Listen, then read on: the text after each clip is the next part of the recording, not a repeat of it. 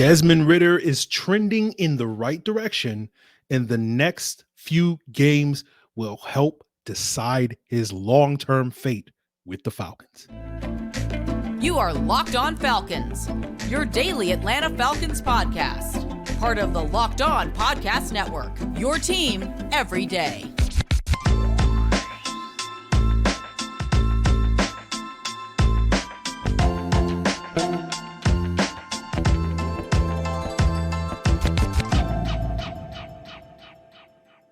All right, guys, welcome back to another illustrious episode of the Locked On Falcons podcast. Of course, today's episode of Locked On Falcons is brought to you by Game Time. Download the Game Time app, create an account, use the code LOCKEDONNFL for $20 off your first purchase. Last-minute tickets, lowest price, guaranteed. And, of course, Locked On Falcons is your daily Atlanta Falcons podcast, part of Locked On Sports Atlanta. And, of course, I'm your very humble host, Aaron Freeman, a.k.a. Sirius Black, a.k.a. Mr. Drew. My friends call me Negative Nancy. You can call me Mr. Drew, but you can become one of my friends, guys, by becoming an everydayer of this podcast. And all you got to do to become an everydayer is check us out as your first listen or first watch each and every day. And all you got to do is subscribe or follow for free on YouTube or wherever you listen to podcasts. So normally today's episode would be an all 22 review, but that's not going to be the case today. We'll talk a little bit later about the Falcons being in a very similar place today atop the NFC South as they were 51 weeks ago last year, and sort of how that can go differently for them moving forward than it did a year ago. But, because of that, I'm sort of looking at the sort of the big picture, right, of things, and we're approaching the trade deadline. So later we'll talk a little bit about, defense and should they make that big, bold trade to get that edge rusher that so many people are talking about. But for the Locked On Falcons insiders, the people that, subscribe to the subtext, they'll get an extended all 22 review. That's one of the perks of subscribing to that and becoming an insider. You also get one-on-one conversations with me, whether you want to vent about the Falcons, you want to ask questions, whatever you want. If you want to run by your, mac and cheese recipe with me, at 10:30 at night, ahead of Thanksgiving, on the Wednesday before Thanksgiving, then I'm open to that. And all you got to do is join the link in the description below at joinsubtext.com/LockedOnFalcons, and you get a 14-day free trial, and then it's $4.99 a month after that point. So check that out if you're interested in looking at that extended all 22 review. We'll probably look, I haven't firmly decided, but we'll probably look at a couple of plays from Desmond Ridder in this offense that I liked, didn't like, a couple of plays from the defense that I liked and didn't like. So that will probably be what on the dock for the extended all 22 review. But I want to kind of talk about where I'm at with Desmond Ridder at this point in the season. And after reviewing the film, I was, obviously I was a little bit more critical of Desmond Ridder and some of the, turnover issues on Sunday immediately after the game. And, I always try to caveat, you're getting a little bit more of an emotional reaction from me in these rapid reactions this year than in previous years, where, because in part I'm recording them a little bit earlier in the day. So I'm still on the come down from my emotional, my emotions from the game. And so it's not as sort of sedated. And so I always caveat, I'll wait till the all 22 comes out before I make my final judgment. And after rewatching the film, while the issues I had on Sunday still showed up, the turnovers, I would still look at the overall thing without the emotion attached to it and being like, I see it as going back to a conversation I had earlier this week with Myles Garrett of Fox 5 Atlanta. I do look at it as the glass is half full with Desmond Ridder, right? 80% of the time he's doing the things that you want him to do.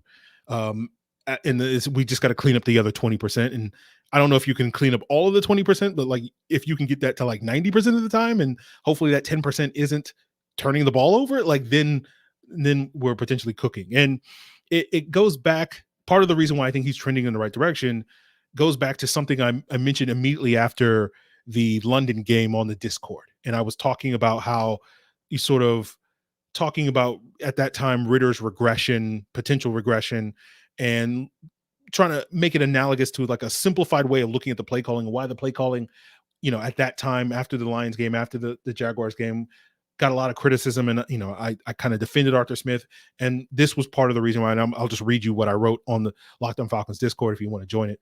Link in the description below. You get my musings because I'm not on Twitter anymore. But I wrote, I might discuss this later today on the pod, but I feel like there are basically 3 levels of what you're looking for, what you're asking your quarterback to do. Level 1 equals super basic things like screens, where you're basically making it so the quarterback doesn't really have to do anything. Level 2 is basic things that you as an NFL starting quarterback are expected to execute, identifying the coverage, etc., and throwing the curl behind the sinking linebacker. Level 3 or above is the advanced stuff, which is mainly asked of the high-end quarterbacks. We were never going to ask Ridder to do level 3 stuff, but we figured based on what he did last year, he'd be able to effectively do all the level 2 stuff. But the problem is he's not doing that. So that then forces Arthur Smith to have to call a lot more level 1 stuff, which is more predictable and easier for defenses to stop, which leads to people saying the play calling is bad, when it's really Ridder's inability to operate the level 2 stuff that is forcing Smith to call more level 1 stuff to try and get him into a rhythm to try to build him back up to level 2. And so that was kind of, to me, the situation then. And if you go back and listen to those all 22 reviews, then like I was talking about, like he's not executing the offense as it's called. And I don't think the problem is how the offense is being called. It's he's not executing this stuff. And I feel like the last couple of games, Ridder has been able to operate a lot more this level 2 stuff. And I think moving forward, you're going to continue to see Arthur Smith, sort of slowly feeding him this level 2 stuff to see what he can do over the course of the season. And like, I think the overall goal is the hope by the end of the season, and hopefully the Falcons are, playing meaningful games in January, and that's where the end of their season comes, that you feel pretty comfortable with Ridder's ability to handle all the level 2 stuff, so that in the future, probably not this year, but potentially next year, if you feel comfortable with his quote unquote mastery of the level 2 stuff, then you can start sprinkling in level 3 stuff. And that's where you get the potential development of Desmond Ridder turning into a viable long-term quarterback for this football team, as opposed to just sort of a short-term sort of bridge quarterback, as we've discussed, the previous quarterback in Marcus Mariota being for this team. So that requires a level of patience. And I don't think a lot of people have that patience, in large part due because we've seen some quarterbacks like a Patrick Mahomes, Joe Burrow, and a couple of others in their first or second years in the league sort of hit the ground running and play at a really high level. And I think the expectation is like that's the norm for all quarterbacks. And if you're not, performing at that level, then, you're not good. And I think that's leading to some of the criticism. Again, not all the criticism, but some of the criticism. Like there's just not enough patience for Desmond Ridder, that his time, like most quarterbacks, is different from Patrick Mahomes and Joe Burrow and all that. And I do think that leads us to the conversation that I do want to continue having, is how these next couple of games, because of sort of the parallels between what we saw with Mariota last year, this is an opportunity for Desmond Ridder to really sort of solidify his status over the next couple of weeks, as we continue today's Locked On Falcons. And we'll get into all of that, guys, on today's episode.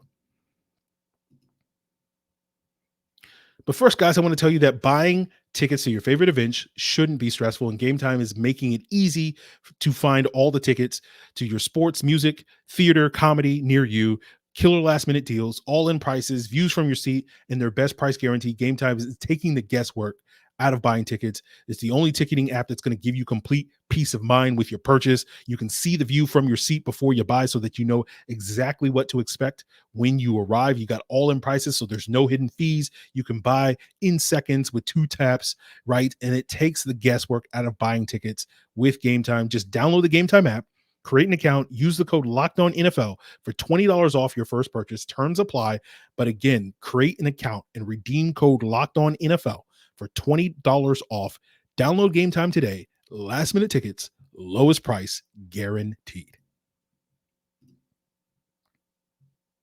So before we continue today's non-all 22 review of the Falcons Week 7 win over the Tampa Bay Buccaneers, I do want to plug the Locked On NFL Kickoff Live each and every Friday, where Jarvis Davis, Tanitra Batiste, and Kyle Krabs at 2 p.m. Eastern Time across the entire Locked On network are giving you the scoop on the upcoming weekend action of games. So make sure you check that out Friday at 2 p.m. Eastern. If you're subscribed to any Locked On NFL YouTube channel, including Locked On Falcons, it's already going to drop in your feed. So make sure you hit that subscribe if you're not already subscribed to Locked On Falcons. Again, that's Locked On NFL Kickoff Live every Friday at 2 p.m. Eastern time on any Locked On NFL YouTube channel. So talking about how I think Mahomes and Burrow, and even you can probably throw Lamar Jackson with his MVP season in year 2, and Justin Herbert, his success, at least his production in the first 2 years of his NFL career. Not to call these guys outliers, because again, there's too many of those guys in recent memory to call them outliers, but like I don't think they're the norm is probably a better way of putting it. That I think most quarterbacks, they're not going to hit the ground running quite to the same degree that those guys did. And you're looking at players like Josh Allen, you're looking at players like Jalen Hurts, you're looking at Tua, right? Even if you want to say, oh, Justin Fields has turned a corner, which I don't necessarily agree with, but like if you're willing to buy that, it took Justin Fields 3 years of basically being a starter before he turned that proverbial corner. And then when you look historically, going back years and years, not just over the last 4 or 5 years that we're mostly focused on, most of those quarterbacks, it was year 4, year 5 before you saw substantially. Even Matt Ryan, his first 2 years were much more rocky than I think people remember. And then it was really year 3 was like kind of the first time that the Falcons put it on Matt Ryan to go out there and win them a game with his arm, right? That Ravens game in primetime where Roddy pushed off, to win that game is the game I'm thinking of. And that was midway through his 3rd NFL season. So I do think that patience is needed with Desmond Ridder, that his timeline and based off of the talent level that he is as a quarterback, like I don't think expecting him to be Justin Herbert or, Joe Burrow or Patrick Mahomes is fair to him is basically the point I want to make there. And, that level of patience I think can be a challenge, right? Because it's challenging because it's very frustrating when you're in the midst of it, right? It's only when you get out of it, seemingly, where you can look back and be like, oh, that was fine. Like similar to you've heard me say before, like I think people mythologize Matt Ryan's early career, especially those first 2 years, because we know that he was successful in the long run. And so you kind of forget about all the ups and downs he went through in those first 2 years, especially to get to that point. It's not to say that Matt Ryan was bad or anything in those first 2 years, but it was much more of a roller coaster than I think people remember. But because it all worked out in the end, you just kind of gloss over the downs and you just remember the ups, right? And I think the analogy I would use is like, it's like turbulence, right? Where it's like you're on a plane and you're in the turbulence, and in the midst of the turbulence, you think you're going to die, right? And then you get out of turbulence and you're like, fine, right? 99.9% of turbulence, you make it out fine. But, you always feel like when you're in it, it's going to be that 0.1% of the time where it leads to the plane crashing. So that's kind of the analogy I would use with it. So, getting back to a point I made earlier, like we've been here before. We were here basically in the same position today a year ago, right? 4-3 in first place in the NFC South right now. Last year we were 4-4 in first place in the NFC South, and we looked ahead at the soft part of our schedule. That was the perception that those next 5 games between then and the bye were going to be the easy part of the schedule, where the Falcons could really rack up some wins and solidify their status as a true blue playoff contender. And you look at our next 5 opponents: Tennessee, Minnesota, Arizona, New Orleans, and the Jets. And I could understandably understand why people would think, hey, we got 5 soft opponents, we should be able to rack up wins and really solidify ourselves as a playoff team. And because we didn't do it before, like I'll believe it when I see it. It's not to say that I'm skeptical or doubtful or pessimistic about it. It's just one of those things where, like, because we've been here before and the quarterback didn't make the plays that we needed him to make in order to get us to where we wanted to go, like I'm not going to automatically assume that Ritter's going to do that things, especially given the ups and downs that we've so far experienced this season, that we could go right back down into a dip, right, so to speak, over the next couple of games. But I do think because of the sort of parallels that you have, and we saw where the quarterback really kind of held us back, as you've heard me say a bunch of times on the podcast over the last year, like I don't think Mariota was that much of a quote unquote problem for the team in the first 8 games of the season. It was really games 9 through 13 that I think Mariota's shortcomings really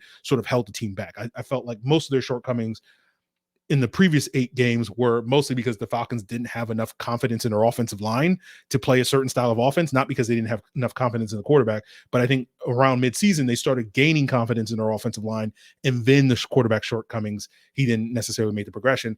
And, it's a similar sort of situation where like the first 4 weeks of the season, we were talking about hey, what's going on with the offensive line? Why is the offense? And I think the last 3 games, we haven't really talked about the offensive line as a thing that's holding this team back. And so now it's going to be more about, and hopefully that continues, although Jeffrey Simmons is coming to town. So if it's a problem this week, then, blame it on Jeffrey Simmons and Danico Autry and Arden Key and Harold Landry and Tyre Tart, and they got some dudes up front. So this week, and it's not like Minnesota doesn't have a couple of dudes, but we'll see if some of these guys get traded. Whatever, we'll see. We'll talk more about the trade deadline in a second. But what was I saying? Because the offensive line feels like, okay, they're back to where we thought they would be. Now it's going to be about the quarterback. So I think this, again, it's not to sit here and say like, oh, these next 3 games are going to determine whether or not Ridder is the guy. Right. But he can definitely help himself if he can continue to play well, if he can continue to make strides, continue to perform over these next 3 games. And of course, the Falcons win games, right? That's the important thing. That's your job, and to help the team win games. And so it's not to sit here and say, even if he plays well over the next 3 games before the bye, like, oh, the job is definitely his. You still got 7 more games after the bye that, could go either way. And even if you doesn't play great over the next 3 games, you still got 7 games to go. So it's not to sit here and say like, this is going to be the make or break point. These next 3 games are going to make or break Desmond Ridder's NFL career, his season, all that stuff and more. Right. That to me is being overly dramatic, but it is one of those things where like, it's going to matter. Right. And the further you can distance yourself from the Mariota coaster, right, the better it will be is basically what I'm getting at. So we'll see what Desmond Ridder can do over these next couple of weeks.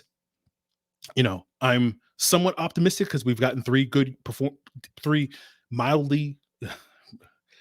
promising performances, right? The last couple of weeks, again, 85% doing the right thing. Just like, ooh, can we get that number to like 88% and then 92%? Like that's what I'm hoping for. So we'll see if Ridder can do that, but we'll wrap up today's episode talking about the defense. And we'll talk about why this 2023 defense reminds me a lot of the 2017 defense. And that leads us to a conversation over whether this defense is really like the one piece away with the trade deadline looming a week from now, if they're one piece away. So we'll get into that to wrap up today's Locked On Falcons. So, guys, we know that the Falcons' success is about surrounding them, putting the right team on the field each and every week. And that will allow them to reach their goals of making the playoffs in 2023. And it's similar to your potential small business or you as a hiring manager for your company, right? Where you want to reach certain goals this year, you got to hire the right people, right? And you can do so with LinkedIn Jobs. Quickly attract, hire the qualified candidates that have the right skills and values, experiences that are going to help you achieve those goals. You can put your job posts in front of millions of profiles in minutes for free.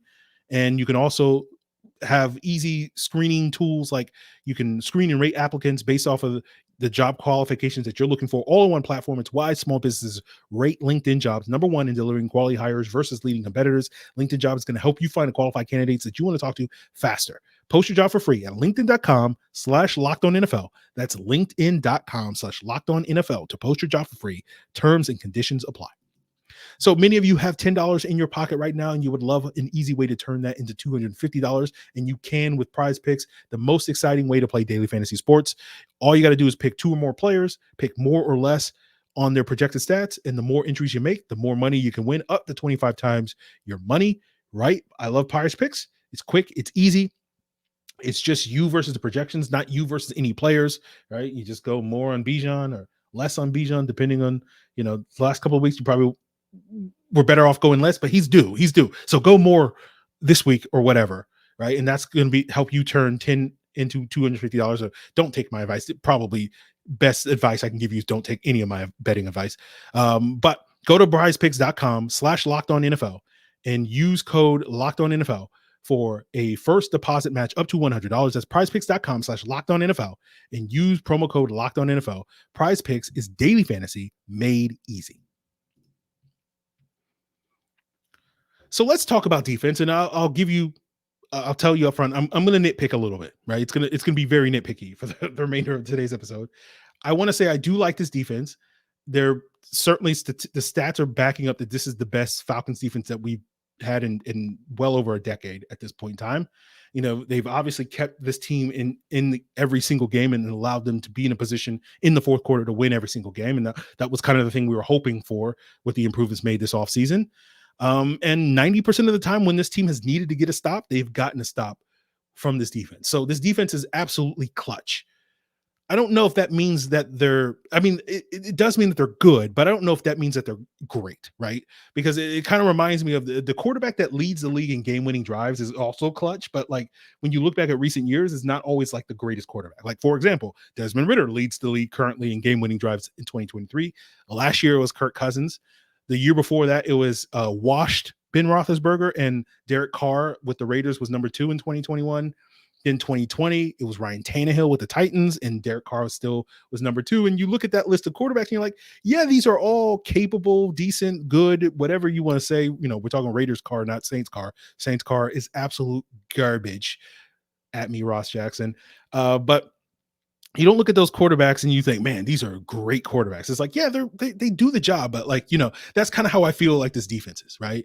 And so that's part of the reason why, like, I'm not going to be too effusive with my praise of this defense, because it feels like the Ryan Tannehill of defense. It's like, yeah, it's putting up numbers and it's being productive, but like, it just seems like there's something missing. And I know for a lot of folks, it's like, we just need a pass rush, which to a certain extent, I think is fair, right? But for me, a lot of ways, this defense has like when I watch it, the feeling I get, the vibes I get are very similar to the vibes I had back in 2017 watching that defense. And they're built so similar. Like, there's a lot of parallels, right?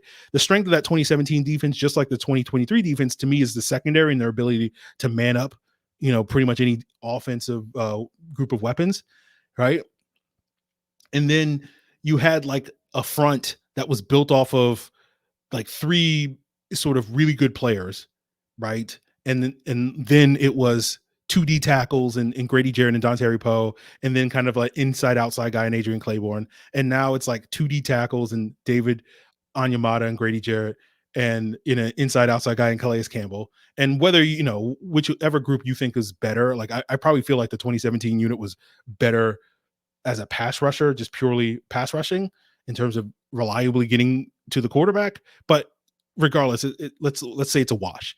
And it feels like the main difference between the 2017 defense and why that was a league average pass rush in terms of sacks, and this year's defense has not been, although they've been productive the last couple of weeks, although a lot of that feels to me, you know, Sam Howell and Baker Mayfield holding on to the ball, coverage sacks, those types of things. But we'll see if that continues in the coming weeks. They should be able to get a couple against Will Levis and Malik Willis this week, but we'll see. But like the main difference is that 2017 pass rush, I think their 4 through 7 guys were better than this year's 4 through 7 guys. And in no particular order, those 4 through 7 were Takk McKinley, Vic Beasley, Brooks Reed, and Derek Shelby, all edge rushers, by the way. Just like this year's 4 through 7 are probably Arnold Ebiketie, Bud Dupree, Lorenzo Carter, and Zach Harrison again. So it's weird to me, like all the parallels. And it's just like they're so similar to me in terms of like just how they play and what they do well. Right. But again, you know, I think there's been a lot of talk with the trade deadline a week from today, or Tuesday, as I'm recording this. You know, there's a widespread belief that the Falcons are just basically all they need is like a 10 sack edge guy away from being an elite unit. And I think it's fair to say that that's absolutely the biggest piece that is missing from this defense. I don't think it's the only piece that's missing from this defense. And it reminds me of that 2017 unit, because I think the downfall of that unit and why they were not able to continue coming together, as so many people were saying at that time, and build upon their success in 2017. And they were basically a league average defense, according to DVOA. And I think I didn't check this week, but I know last week, this year's defense in terms of DVOA was slightly below average. So not too dissimilar. I think it's like the difference between 17 and 20 in terms of their DVO rankings. But I thought that 2017, or really the 2018 units and beyond, their problem was they got complacent, right? that regime then thought that the draft picks, especially on defense, that they had expended in 2015, 2016, and 2017 drafts were they already laid the foundation for their long-term defensive success. And they didn't do a great job supplementing those young players with free agents, right? In part due to their tendency to have to pay a lot of guys on the offensive side of the ball in those off seasons rather than looking for outside help. And, I don't think complacency is going to be quite an issue for this defense if we're looking ahead to 2024 and beyond. It's not going to be the same, because if they do get complacent, it's not going to be because they've already laid the foundation with, a bunch of young players. It's going to be like they just got complacent because they just trust in the veterans to stay young forever, right? So we'll see how that goes. But when I look at this defense and talking about, how many pieces are they away? For the most part, I think it's a depth thing that they need several more depth pieces to really solidify this unit, right? Upgrading that 4 through 7 on the defensive front, I think, is going to be a key in it. But it's understandable why, if you're just looking at the starters, which most people tend to focus on when they think about team needs, right? You're just only looking at like that 1 10-sack edge, right?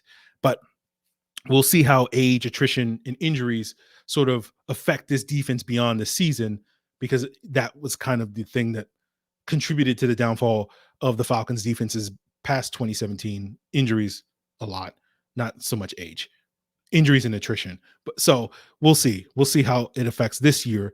But again, I can understand why everybody looks at a Danielle Hunter, looks at a Montez Sweat, looks at a Chase Young, whoever you think is that sort of final piece, that 10-sack edge guy that is the final piece. And I understand that, and I certainly understand, because when you kind of look ahead at the potential free agent options that may get to the market this year or this spring, and also look at some of the draft options, like, I don't know if you love those options. And so if you're basically locked in on, we need a 10-sack edge guy, I can understand why someone would think trading for one in the next 7 days is the best chance that you have to get one of those guys, because I don't think the upcoming free agent, I don't think a lot of those guys are going to hit the market, right? Really, any of those guys going to hit the market in free agency. They rarely do.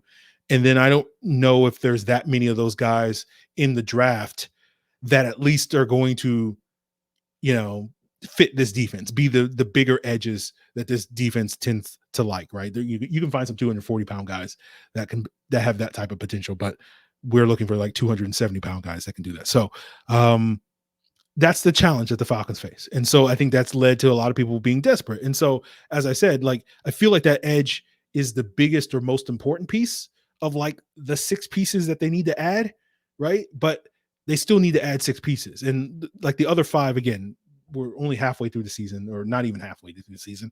So these aren't final takes. It's just sort of, the wheel spinning in my head at this point in time at the end of October. And I'm like looking at, okay, what other pieces do they need? They probably need at least 3 more guys on the defensive line, inside and outside, in addition to that big edge.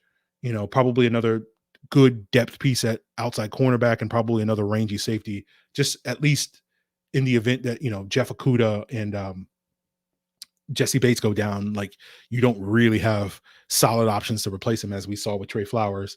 And, love you, DeMarco Hellams and Richie Grant, but y'all ain't Jesse Bates, right? So so like, it's like, for me, that's part of the reason why, like, I don't look at it as like, oh, we have to get this edge, because I just like, we need that edge, and we also need these 5 other pieces, right? So it's like, but I think everybody else just kind of like, it's all about the edge, and they kind of ignore the other 5 pieces. And it's not even to say that if you get the edge, you can't get the other 5, right? It's just looking at it from a larger perspective of like, we need 6 pieces, and one of them the biggest piece happens to be the edge, and it's not all about the edge is kind of what I'm getting at. So that's part of the reason why I'm not as focused on making that big trade as other people are. We'll see. I doubt the Falcons make the trade, right? We talked about this in June when we first broached the idea of trading for Danielle Hunter back then.